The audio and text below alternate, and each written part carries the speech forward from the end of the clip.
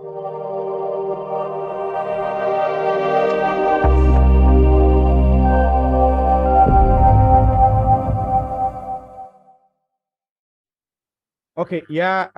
welcome everyone to this meeting.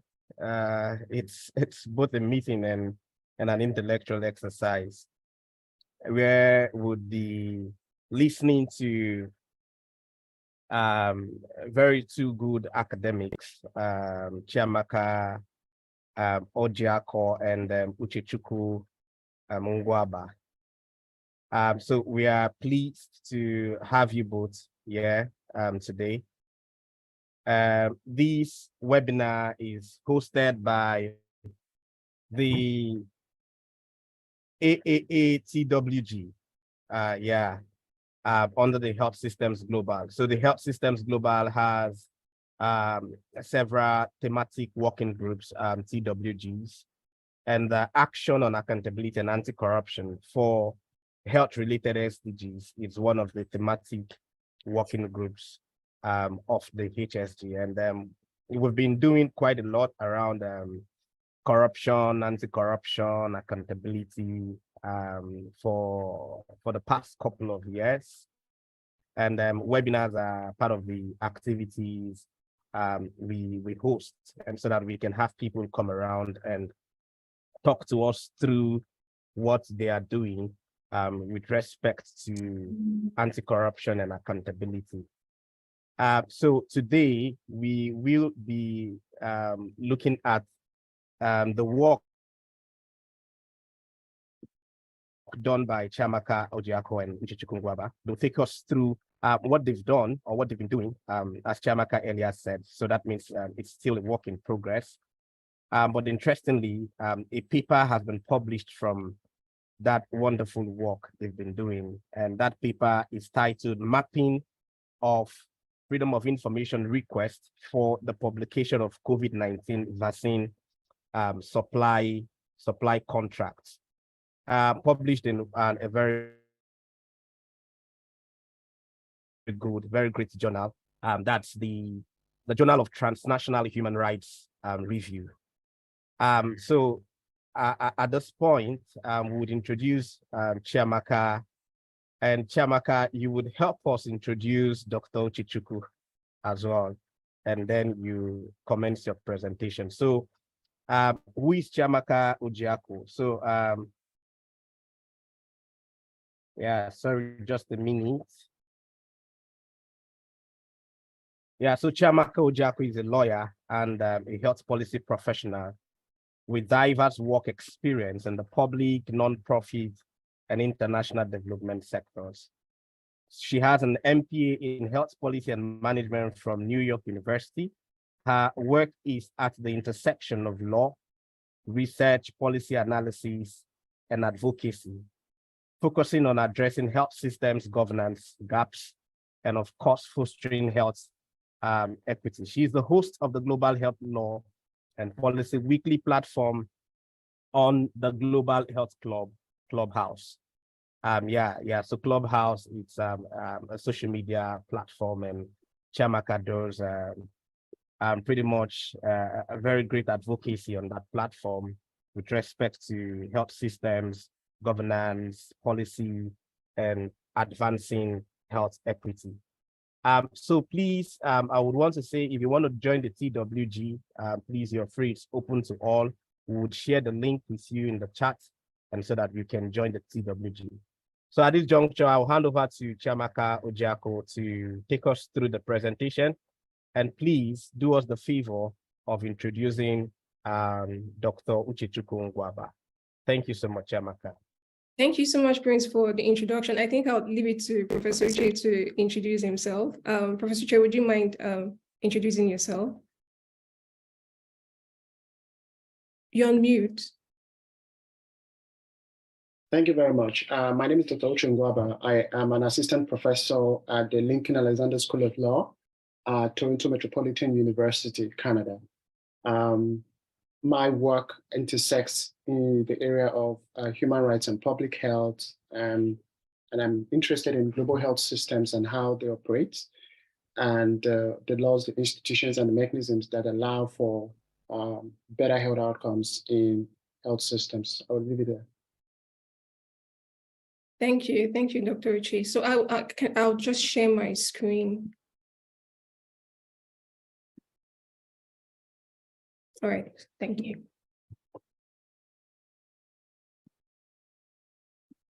So today we're having a very interesting conversation where we'll be sharing extracts of our research study on freedom of information, request and COVID-19 vaccine contracts. And our topic today is COVID-19 vaccine contract secrecy, how the right to information became a casualty of the COVID-19 pandemic response. And we're going to be looking at a background on the study. Why did we even start this research? What are the research questions we looked through and the methodology we adopted? We'll discuss some thematic areas in our research study, share the key findings, conclude, and also give you some updates since this research was conducted. So the World Health Organization approved 11 COVID-19 vaccines in its emergency use listing, and 40 vaccines were approved for use by at least one national regulatory authority, yet only about 18% of people in low-income countries had received at least one dose as at the time when we did this research. And it's very interesting to have seen the scramble for limited supplies and how countries opted for emergency procurement measures. And those measures, they kind of defied the typical transparency and reporting requirements that they're supposed to undergo. And as a result of this rush and panic, it created a regime of secrecy where several countries either refused to share or publish their vaccine supply contract.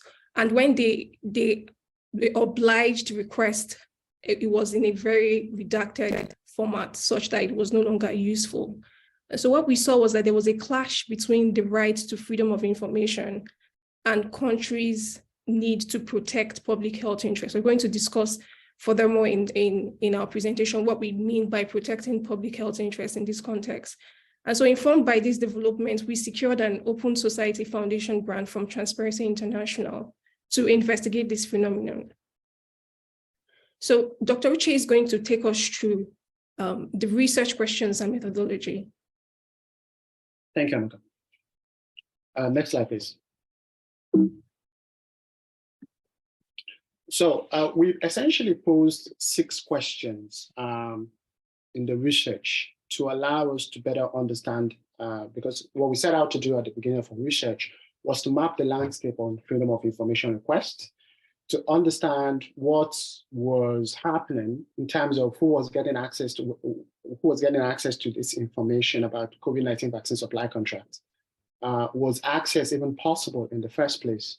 And so these questions were formulated to allow us elicit answers to these inquiries and to understand essentially what was going on. And so the first question we posed was, how many countries who publish COVID-19 vaccine supply contracts have freedom of information laws or have signed to open contracting initiatives? The idea behind this question was to understand the normative framework. Was there even a normative basis for freedom of information access, and which countries had this normative framework in place? The next question was, which countries amended or changed their laws to protect the confidentiality of pharmaceutical companies that manufactured the COVID-19 vaccines? Here we wanted to see if the advent of COVID-19 purchasing had led to a normative shift in the way people treated access to, or countries treated access to information regimes. The third question was, what is the success rate by country, regionally, and globally of freedom of information requests regarding COVID-19 vaccine supply contracts? COVID-19 vaccine supply contracts. So we wanted to understand whether the regime in place was being successfully utilized to get access to information about what was going on the ground. The fourth question was, what were the justifications for approvals or rejection of freedom of information requests for vaccine supply contracts? The fifth was, what kind of approaches were most successful for carrying out freedom of information requests for COVID-19 vaccine supply contracts? what are the contextual factors that have contributed to the approvals or rejection of freedom of information requests for COVID-19 vaccine supply contracts. Next slide, please. I think that was 5 questions. So in trying to respond to these questions, we needed to look at a variety of data sources. We started out by trying to understand what the primary literature was saying about freedom of information regimes generally. So we undertook a very comprehensive desk review where we reviewed primary legal sources dealing with the enabling frameworks for freedom of information regimes globally, regionally, and nationally to establish which countries already had a normative framework in place guaranteeing access to information. Then after the conclusion of our desk review, we still had gaps. There were a number of questions. We came out of that process with a number of questions that we needed to engage with stakeholders. So we adopted a qualitative research method of engaging with data by essentially speaking to key stakeholders with in-depth knowledge of the legal, political, and institutional processes for securing information about COVID-19 vaccine supply contract. The interview subjects we spoke to were stakeholders, key stakeholders who were at the front lines of trying to elicit information around freedom of information, or who had engaged in a lot of advocacy around guaranteeing access to information. So they were really the right persons to be speaking to because they were able to tell us what the environment had now become. And then we also did engage in quantitative analysis of data. But here we were looking at archival sources, detailing freedom of information requests and responses to those requests across different countries and regions. And we mapped specifically 23 buyers in different geographical regions to assess their success rate and the strategies deployed and the justifications for denial or partial access. I think, Maka, you are taking it up from here. So yeah, so essentially, when we got all of this, we collected, compiled, and analyzed the information on freedom of information requests. And in doing so, we tried to understand what were the legal factors, what were the institutional factors or strategies, and the political strategies that were engaged by stakeholders that were that were engaged by stakeholders, and then the stakeholders that were impacted by these strategies, or the key actors that were also behind the regime of secrecy. So we wanted to understand here what tools were being deployed. Are they political tools? Are they legal tools? Are they institutional tools? Who are those deploying these tools? Against whom are they deploying them? So in doing so, we're able to understand broadly the landscape on freedom of information. But beyond that, a second component of our work was also trying to understand the human rights impact of the regime of secrecy around COVID-19 vaccine supply contracts. That is to say that when states decided to privilege procurement of vaccines at the expense of human rights, it means that health policy is burdening human rights. And so we saw instances where, or we're interested in instances where states were retracting from human rights just to promote a health policy agenda. And to that extent, we were undertaking a human rights burden assessment. Slide. All right, thank you, Dr. Uche. So I'm going to kick off discussing some thematic areas. We're going to be looking at open procurements and disclosure, the right to information, freedom of information request, justifications for freedom of information request refusal, and the implications of the regime of vaccine contract secrecy.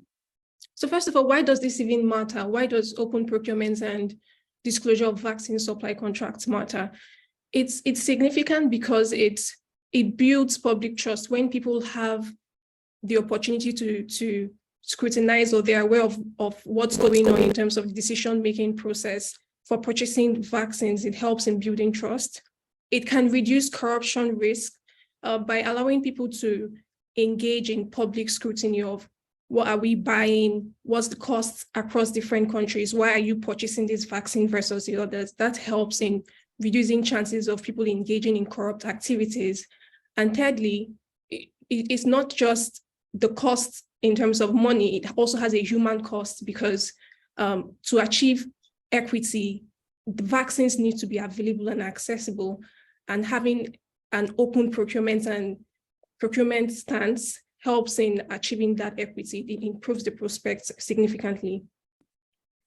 And then it's not just a moral call to do the right thing. It has a legal underpinning in terms of the right to information. Over 100 countries have already enacted national laws that guarantee the right to access information in public records.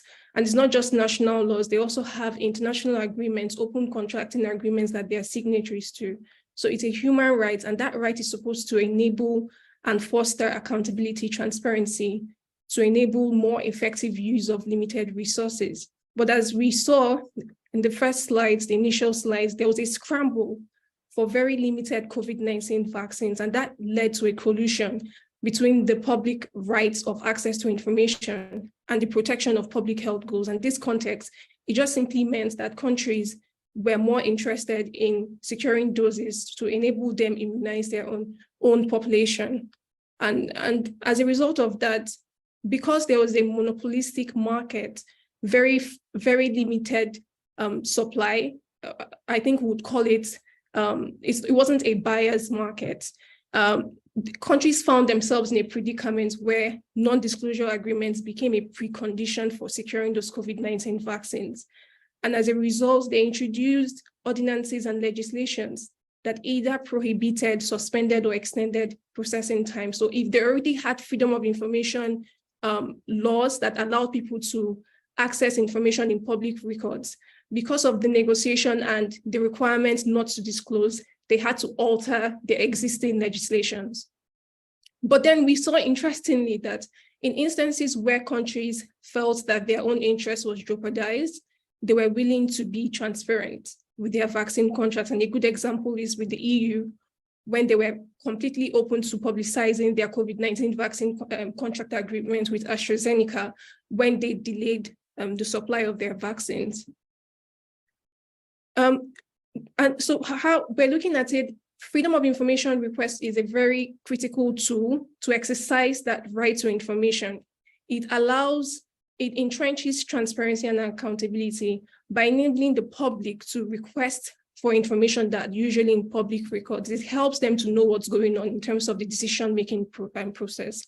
But from our research, we saw that freedom of information request for COVID-19 supply contracts recorded very limited success, and it was as a result of different barriers. Some of those barriers were legal, institutional, political, and in certain instances, a combination of all these. And it's interesting that there was a posture towards secrecy, because the funding that was used in procuring the vaccines in many countries was as a result of public funds. And so you would see that from the research, when you have a chance to read the report, we did a side-by-side analysis just to understand if there was a nexus between, or any correlation between, a country having existing freedom of information laws and whether they were willing to share the information in their COVID-19 vaccine contracts. Professor Uche, when discussing the findings, would let us know what the finding was in that terms, but from the map, you would see that we did like a side-by-side analysis just to understand if a country had freedom of information laws or they were subscribed to an open contracting agreement, would that improve the chances, or did that have any influence on whether or not they disclosed their COVID-19 vaccine contracts? And so Professor Uche will be sharing and giving us more details on the justifications for the refusal. So we made a number of interesting discoveries around why countries were refusing to disclose, despite having in place regimes, a normative framework around disclosure.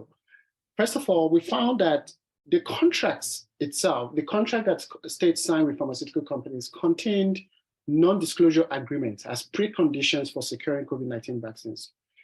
We weren't able to see many contracts because some of the contracts we assessed were heavily redacted. That means that essential clauses that were felt to be prejudicial by the contracting parties were blanked out. But there were one or two cases, Ngwaba has mentioned, where there was full disclosure of the terms of the contract. And when we examined those few instances, we saw a situation where terms went this way. Pharmaceutical countries cannot do X, Y, Z. Pharmaceutical companies can do X, Y, Z. That is the very things that countries cannot do. Pharmaceutical companies can do that, do them. So this led to a situation where pharmaceutical companies inserted terms into this contract that prohibited states from disclosing what had been negotiated between them. Additionally, we found that some states included exceptions in freedom of information laws to refuse fully disclosing information about vaccine supply contracts. Many of them did so on the basis that it was a necessary precondition for them to meet their public health objectives or goals, because they ran the risk of being denied access to the vaccines by pharmaceutical companies if they failed to meet their contracting obligations. There was a legal action in Colombia challenging the denial of freedom of information requests on the grounds of confidentiality and harm to public safety or health. And there were a number of interesting things we saw, and it was pretty much the same sort of approach or strategy, where countries would say that rather than jeopardize public safety or health, they'll rather contract under terms of secrecy. And so a number of justifications were commercial confidentiality, the information was immaterial, disclosure was limited by law. There was a resolution reserving information relating to COVID-19 vaccine supply contract for a stipulated time frame, and also competitive reasons were some of the justifications for refusal of information around COVID-19 vaccine supply contracts. Next slide, please. Now, there were implications that flowed from the regime of vaccine contract secrecy. Number one is the fact that because these contracts were secret, it was very difficult for countries to know whether they were contracting favorably or unfavorably. So we had instances where some countries were actually paying more for vaccines than others. And many of these countries were actually located in the global south. By the global south, I mean the underdeveloped and developing countries of the world, many of which are found in Africa and Asia. I think, for example, Botswana and South Africa or so were reputed to have actually paid a lot more for their vaccines than so many other countries in the global north. And so this regime of secrecy fostered an environment where countries were paying different prices for the same vaccine, and this did not reflect the economic capabilities of these countries. Then there was also a situation where even when countries were donated vaccines by countries from the global north, there were prohibitions put in place that they cannot onward sell these vaccines or onward forward the vaccine. So you had instances where the AstraZeneca vaccine was being donated and countries cannot sell or donate to other countries, and they were stuck with what they had. Then because of this environment of secrecy, it made it very difficult for countries to engage in effective planning around in terms of public health strategies for dealing with the pandemic. Because if there is secrecy and you're not sure of when your supplies are going to come or who at what point to expect what to happen, so public planning for vaccine administration was heavily impaired in the process. Next slide. And so this led to a number of startling findings. First of all, we found that the key actors in this regime of COVID-19 vaccine contract secrecy were governments, pharmaceutical companies, the media, civil society organizations, and all of these actors were engaged in different strategies around dealing with the environment on access to information or lack thereof. And so there was the deployment of legal strategies in the form of legal court actions. But what we discovered about legal strategies was that they were rarely ever effective because of the time they take to run through legal strategies. And it was used as a last resort for quick results. And it wasn't in every geographical context or climates that legal strategies were effective, because they required a very robust and advanced legal system that was capable of supporting and sustaining these sort of strategies. And even when they were successful, as we saw in a number of cases that we examined, the information that was released was heavily redacted. So it was pretty much a firing victory. There was really nothing much coming out of it. Political strategies were more effective to some extent, in the sense that it involved engaging political structures and decision makers behind those structures to bring about disclosure of information. So we had instances where political pressure placed on legislators and other political actors led to disclosure of vaccine contracts, albeit in very redacted form. And then, of course, there were instances where some states were prepared to make political commitments to disclosure as a default posture on vaccine transparency. And then we had media and institutional strategies that were also deployed. The work of the media through investigative journalists and whistleblowers was by far the most effective strategy that was deployed in uncovering information about COVID-19 vaccine supply contracts. Out of the three strategies, this was most effective for circumventing the regime of secrecy. And most of the solid information we got around what was happening actually came from whistleblower reports or media leaks. But its efficacy depended on an enabling environment of strong, effective institutions and a climate of activism that protects transparency and accountability to champion access to information. But then let me also make a comment around something else that we discovered, or that we also tried to map out in the work. And that was this, what we call the human rights impact assessment. So when we were undertaking the human rights impact assessment, what we were essentially doing was we were trying to find out how have public health policies that were ostensibly being utilized to deal with the COVID-19 pandemic, how were they burdening human rights, like the human rights of access to information? And what does this mean for health capabilities?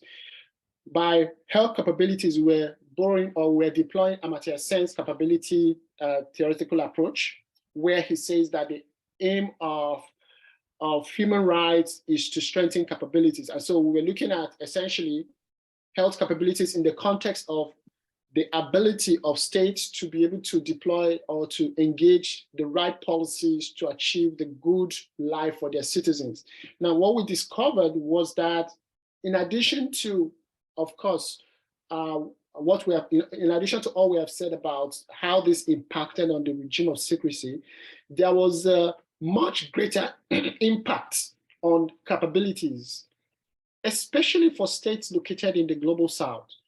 The regime of secrecy around COVID-19 vaccine supply contract was very much inimical to how global south states were able to organize their health systems to serve effectively in promoting the right to health and health capabilities generally. So that was also another startling finding that came out of this research.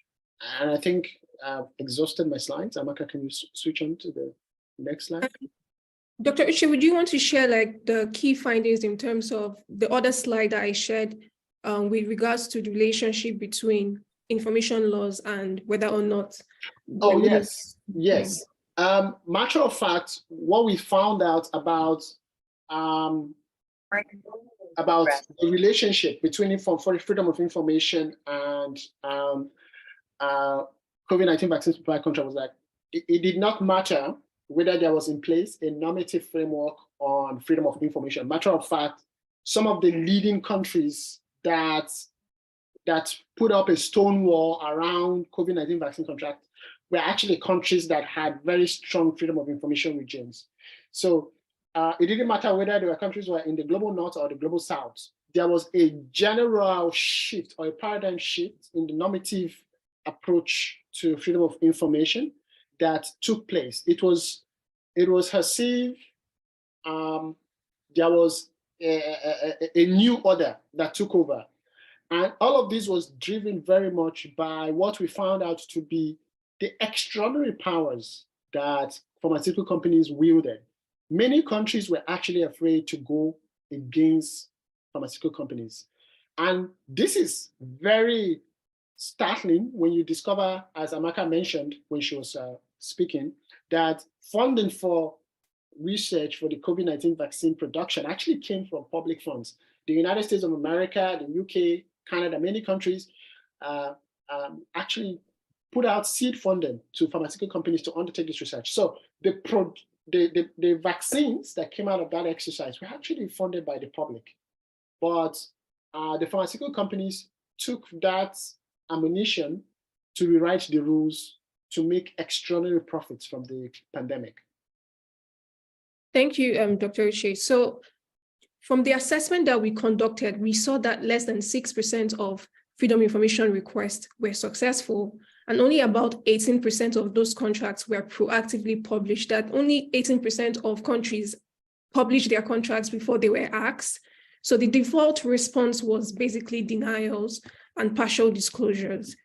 But I think it's important to state that the data set that we used for the freedom of information request, the analysis, the figures you just saw now, was the ones that were readily accessible. So we didn't have access to freedom of information requests for countries that did not have an accessible repository or portal that kind of showed what the requests were. And given all the discussions we've had in terms of the thematic areas, as well as the issues, the strategies, we have very key recommendations on how we can address the regime of COVID-19 vaccine secrecy going forward. And the first one is to develop a framework that would enable countries or stakeholders who are interested in this kind of work to map and track the success of failure rates of freedom of information requests in respect of contracts for medicines, because it's not just limited to vaccines. And this should be done at the national, regional, and global level. And the second thing we observed is that although we have countries that are subscribed to open contracting agreements, those agreements are not binding. So currently we do not have a globally binding framework that requires countries to actually be transparent. And even if we do have anyone, it wasn't done with the uniqueness of the pandemic. It doesn't take into consideration the unique context of pandemics, where lack of transparency is too costly in terms of equity. But we know that there's some work that is being done in terms of the pandemic treaty. And the second recommendation we have is to equip. In this context, we saw that the most effective strategy came from the institutional strategy, that's media, CSOs, individuals who reached out to find out more about the COVID-19 vaccine contract. So we believe that it's very important that these stakeholders are equipped and empowered to do the work that they're doing in pushing for transparency and accountability. And this is particularly important in low and middle income countries where their contributions are very significant and desperately needed. Another key recommendation is that we believe strongly that governments should insist on greater transparency when they are negotiating contracts in public interest, particularly and especially given that these monies were public funds. So the people actually deserve to know what their monies are being used for. And a very commonsensical way to do this, if people are really interested in COVID-19 vaccine openness, as well as ensuring vaccine equity, it should start at the very beginning, and that's when the vaccines are being funded. So key stakeholders and funding bodies should make vaccine contract transparency a prerequisite for accessing the funds for research and development, because that's where it starts. And then looking at it from a more broader perspective, what even led to countries scrambling and having to adjust their laws to accommodate requirements from those who had more power in terms of negotiation? It's because we have a monopolistic market where very few people are playing. And if you really want to address the root issue, it's then to diversify manufacturing, research, and development so that we can address the distortion that enables any of these activities to thrive in the very first place. And then it's also very important that we encourage studies to kind of dig in and understand how can we incentivize transparency and how do we de-incentivize secrecy? Because the key argument by the pharmaceutical industry and those who fund the manufacturing of vaccines is that they need to get their return on investment.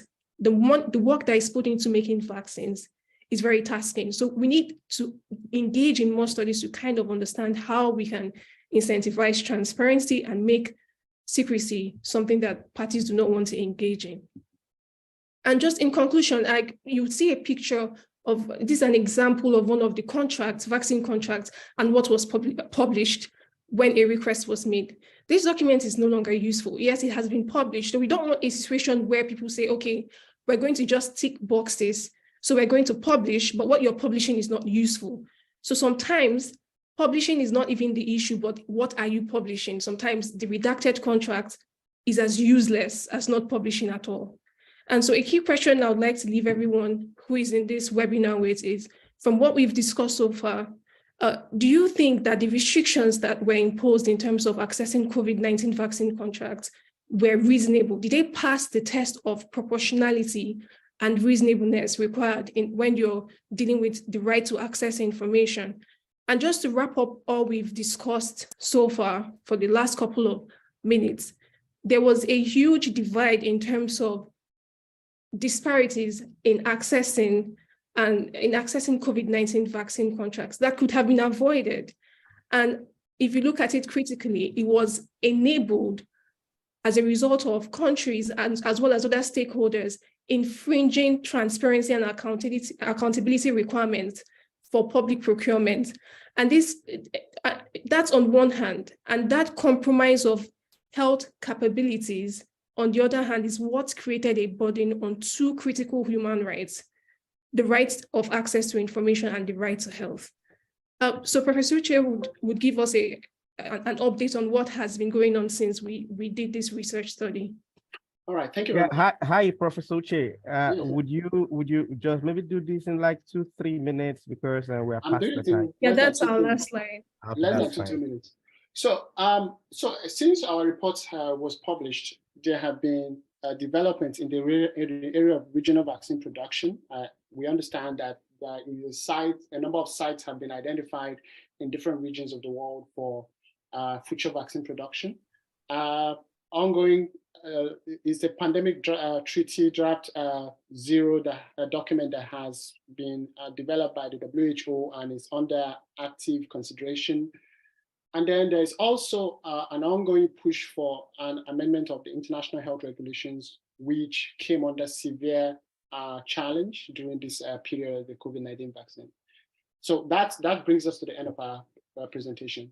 And if you want to find access to our article and our report, you can look at, there are 2 sources. They've been published in 2 sources, in the Transnational Human Rights Review, which came out in 2022, and by Transparency International in their research paper series. Links have been provided in our slide.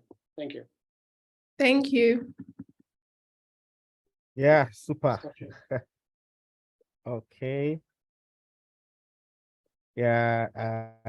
Yeah. All right. So Chiamaka, yeah. Can you stop sharing and yeah, sure. So we can see everyone. Yeah, that's fine.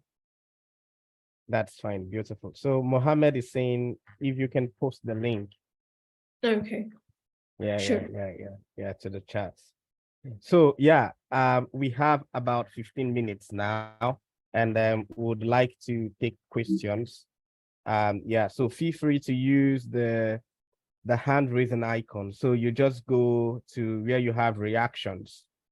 And so you just click on reactions, and then you're going to see the raise hand icon, and you just tap on that. Tabo says he has a And question. so we can see you. All right. So I have a question. And so I'm going to use my right as a moderator to ask, to be the first person to ask, and Dina would come in second. Okay, that's fine. So the question I want to ask is yeah, it was interesting to hear you guys talk about the right to information, which is beautiful. But then again, if you look at, I think there's a work done by Professor Martin McKee on insect. Insect is like informal exit, and so there's that relationship between information and exiting a corruption trap. So we know what the advanced consequences of corruption would be. And in the case of what we've presented, secrecy of contracts and all, we all know what the consequences would be. Now, it is one thing to have people to know about these things. And so that's the right to information. But then again, the problem is, what do you have to say concerning exit? And so when we mean exit is that people are aware, people get to know that these things happen, and the people that perpetuate these things are punished. And somehow, so there's some form of deterrence and to make sure that these things do not happen again in future. So because in countries like Nigeria and so many low and middle income countries where the rules do not really apply, Mushtaq Khan will say it's not a case of rule of law in this country. It's usually a case of rule by law. They can let you to know that, hey, we're doing this thing. Recently in Nigeria, somebody came up and said he used 12 billion to buy 12 fire trucks. It's more like an information. It's out there in the open. Everybody, you're seeing it, that 12 billion was used to purchase 12 fire trucks. But at the end of the day, nothing happens. The CSOs would sue, CSOs would cry, they would shout, the people would scream and go on social media and all, but at the end of the day, nothing happens. So what would you have to say pertaining to the next phase after information, which is acting on this information to make sure that corrupt people are brought to book and to make sure that these issues of unaccountability and corruption do not happen again? Thank you. Okay, thank you very much for the question. So Uche, would you want to take all the questions and respond to them, or would you want to take each question and you respond? Which would you prefer? We could play it by the ear as it comes. We take it. Okay, that's fine. Yeah, so go ahead. Okay. So your question speaks to institutionalism. That is to say, yes, there is now an enabling framework on access to information or human rights. And then the question is, what is the next layer? Where do we go from there?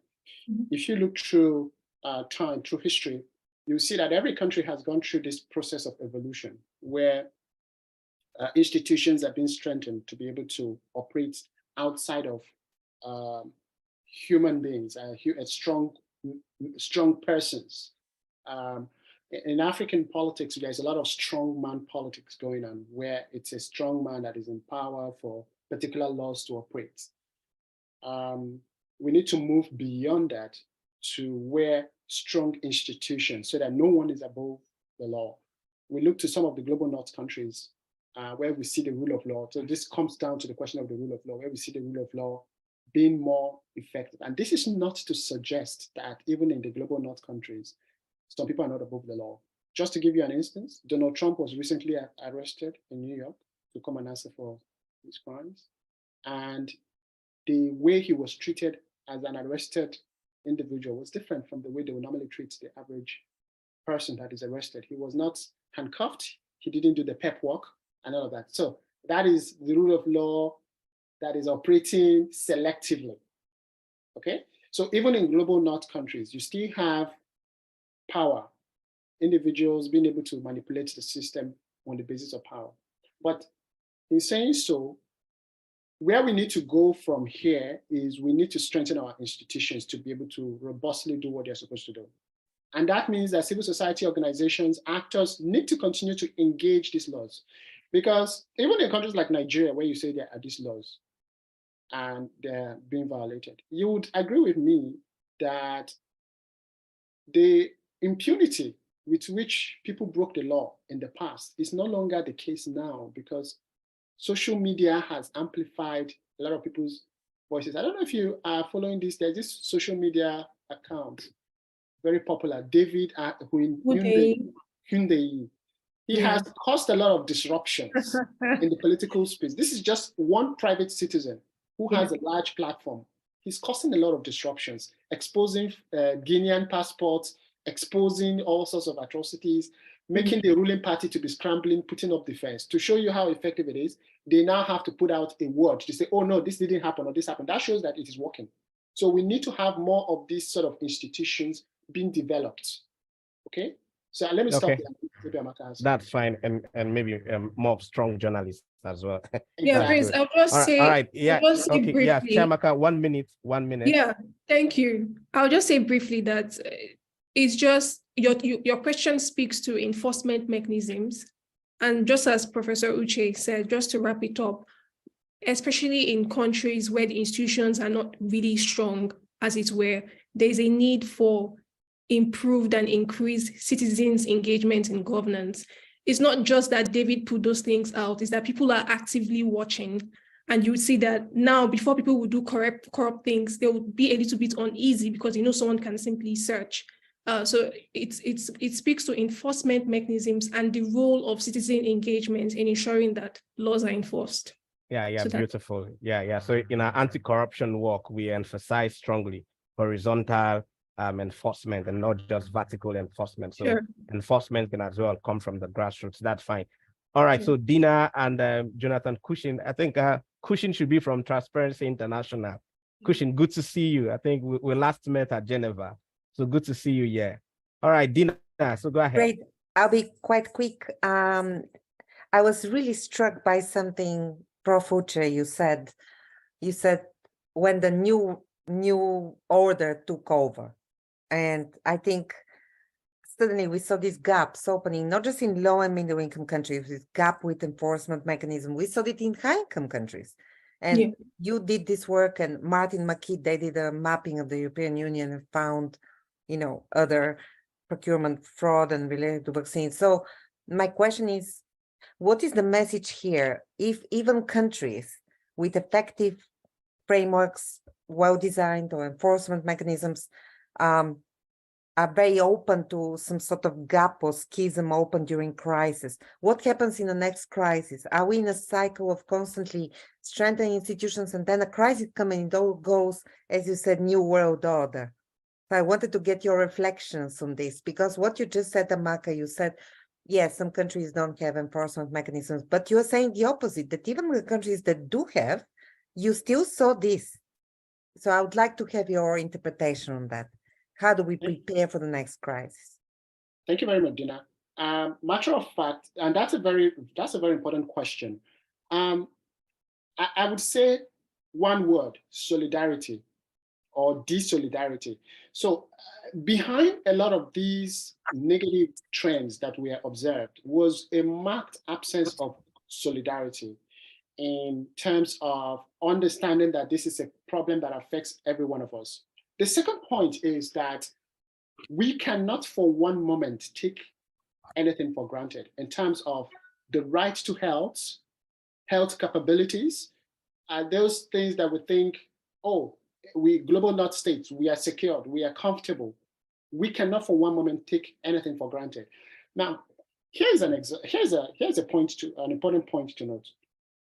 Because of the absence of solidarity and the willingness to buck the trend and just go it alone, a lot of global north states took actions that did not reflect a commitment to shared principles around human rights. And we saw that with the hoarding of vaccines and all of that. And what then happened was that we now began to see this sort of variant upon variant of COVID that could have been avoided or more effectively dealt with if there was sort of a united action. So in speaking broadly about this new trend or order as has been framed, what it shows us is that, one, we cannot for one moment stop being vigilant about those guarantees on the right to health, on freedom of information, on access to information.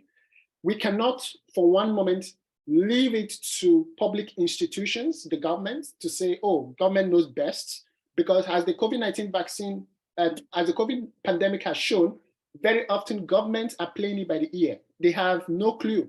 They are just, let's just try this measure whether it works. So we need to be constantly vigilant. And then thirdly, we need to push for solidarity, because when we act in solidarity around facing some of the major challenges that confront humanity, we are more able to bring about a cohesive, comprehensive, and coherent responses. And that is why in my next research program, this is an area I'm looking at, about strengthening regional health governance frameworks to deepen abilities of states to respond to pandemics. All right, Uche, thank you so much. Prince, Chiamaka, can I just say something briefly? Dina, it's easy to be honest or straightforward when you're not hungry. The true test of whether or not you're corrupt happens when you're under pressure.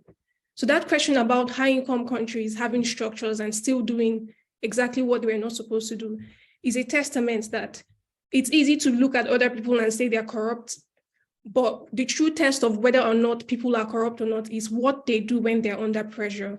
And that's why it's very important that for public health emergencies, we do not leave it to people doing the right thing, because people do not tend to do the right thing. There has to be structures in place to ensure that for every action, there are consequences. So that's the uniqueness of a public health emergency. It's a pandemic, people are under pressure. That's when you start testing whether or not people are corrupt. all right, beautiful, beautiful. I love the points on having consequences for actions. Yeah, Jonathan, over to you. Thank you both for doing the research and also for the presentation. Dina's kind of taken my question, which I was going to ask, but I think one of the other points I wanted to make was that I'm being a pessimist today. Strengthening institutions is one side of the equation from my perspective. Until we kind of counter this power balance that we saw between vaccine manufacturers and the purchasers, governments in the pandemic, the vaccine manufacturers will always hold the upper hand. They'll be able to dictate terms. So we've got to recognize that market dynamics play a role here. And the pandemic accord that you mentioned at the end, it doesn't go far enough in my regard to counter that. It's voluntary, it's weak. And as you say, kind of regional strengthening institutions, strengthening regional manufacturing, and also regional purchasing mechanisms are one of the ways forward. But the two efforts need really to go hand in hand. We need to have strong institutions in countries, and to diversify the manufacturing, the base, to avoid the monopsony. Yeah, so not really a question, I'm afraid. No, absolutely, Jonathan. Okay, that's fine. Yeah, right. yeah. So Uche, right. Do you have a response or something? Yes, I have a very quick one. You're absolutely correct, Jonathan. The pharmaceutical companies at the moment continue to have too much power. We need to diversify. Regional health governance frameworks is the way to go. We currently do not have that in place. Everything is from the WHO down to the national health system. There needs to be an intermediate level to bring about advantage of scale, or where states can be able to band together, small states can band together and become powerful negotiators, whatever it is, whether to access vaccines or to take action. Okay.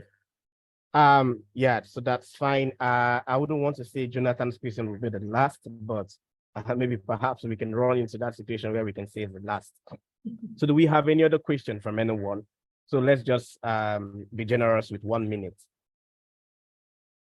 Okay, yeah, so rather than questions, Chiamaka and Uche, you're getting applause. That's fine. Yeah. So thank you, Tabo, on behalf of Chiamaka and Uche for the applaud. Once again, as I said earlier when we started, this webinar is hosted by the Action on Accountability and Anti-Corruption for health-related SDGs. And so it's one of the thematic working groups under the Health Systems Global, and it's free to everyone to be a part of this. And so you can I don't know. Yeah, so I don't know if Joanne, if you can share the link to join. Yeah, this excellent section. Thank you. Yeah, so Chiamaka and Uche.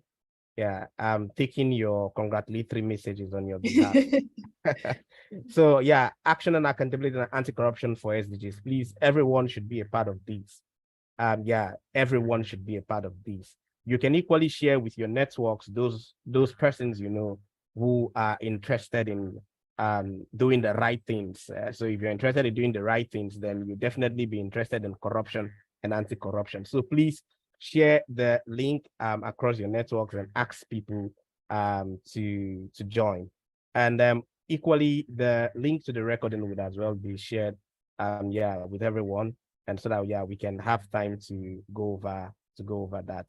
So once again, I would want to say thank you so much to Chiamaka, thank you so much to Uche, thank you to everyone that has participated in this webinar.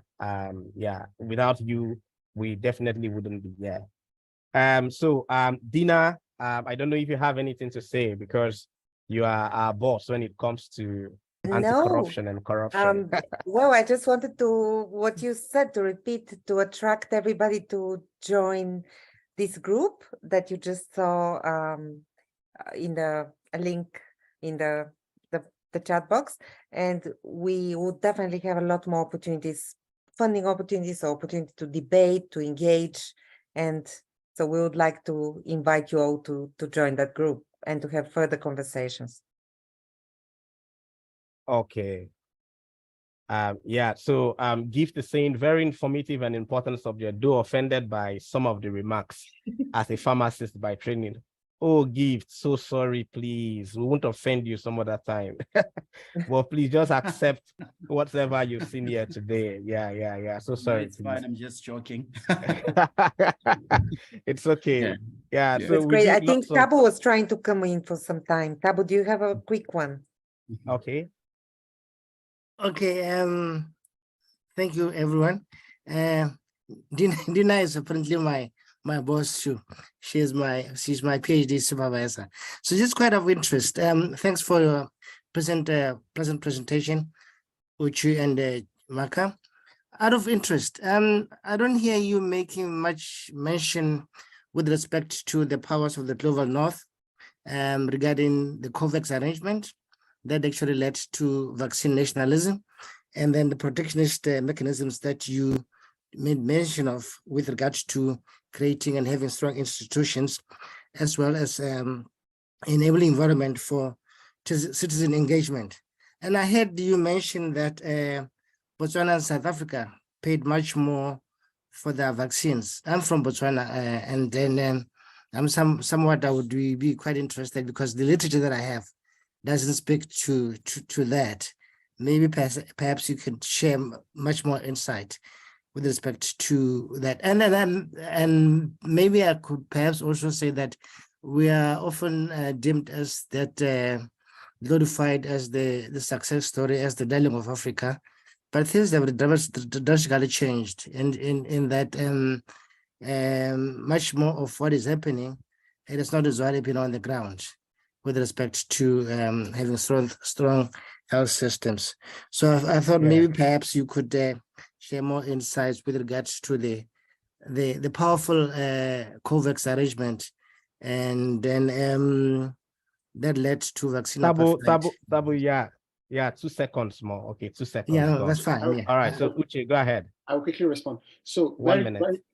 Very wonderful questions there, Tabu. Funny enough, we actually addressed some of these questions in our report. With respect to COVAX, we actually spoke to it and how power imbalance was actually prominent in what was happening. It's part of what we were writing about when we talked about health capabilities and a lack of solidarity. And so, yes, COVAX, we engaged specifically with some stakeholders that informed us around, and they indeed raised a lot of profound concerns about that arrangement. And so we encourage you to look at the report. With respect to the point about vaccine procurement and some countries paying more, that actually came out from our engagement with some of the stakeholders who were actually involved in the field. You know, the literature will not capture this because this is the whole point of this research. We were trying to look behind the curtain to see what was actually happening. So the work we actually did was actually quite revelatory because it revealed some of the things that were happening behind the scenes, which nobody was aware of. And this is not captured in the literature. So that's why we need works like this to actually explore this kind of hidden crevices that emerge during times of pandemics. Okay, yeah, all right. Thank you so much, Uche. Yeah, so Chiamaka, you have a follow on LinkedIn. Congratulations. Yeah, thank you. Yeah, so you yeah. can look at the reports. We actually had a section, even though we didn't go in depth into it, we're trying to see, was there a correlation between the pharmaceutical companies, that's where their residing country is, like where their headquarters or where the country is residing, did that play any role or give any leverage in terms of negotiation and ability to access? But we didn't really go that deep. And that's why this is an evolving area. We encourage people to pick up the areas that require more investigation to do their own studies. It's a robust area that the answers, there are so many questions, but you can do your research to find some answers. Yeah, that's fine. So Thabo, you may as well be looking forward to our work. I think we're working on corruption in COVAX administration. Oh, really? Myself, Dina, Gillian, and quite a couple of Professor Uche, Charles Ojako. Yeah, so you may be looking forward to work on that when we begin to release them, to the public. And so with that, I would want to, I don't know if Mariam is available to just say hi, to everyone. Yeah, she's been one brain behind this webinar. Mariam, can you say something?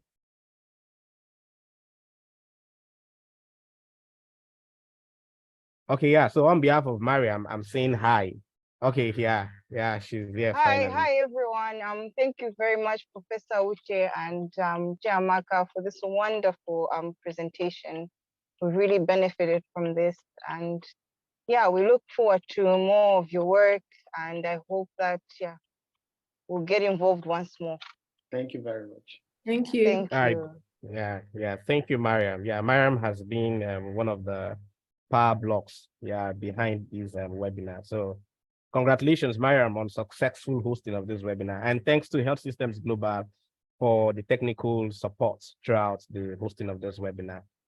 So at this point, I would want to say goodbye to everyone. Thank you for attending this webinar, and hopefully we're going to have more webinars like this in future.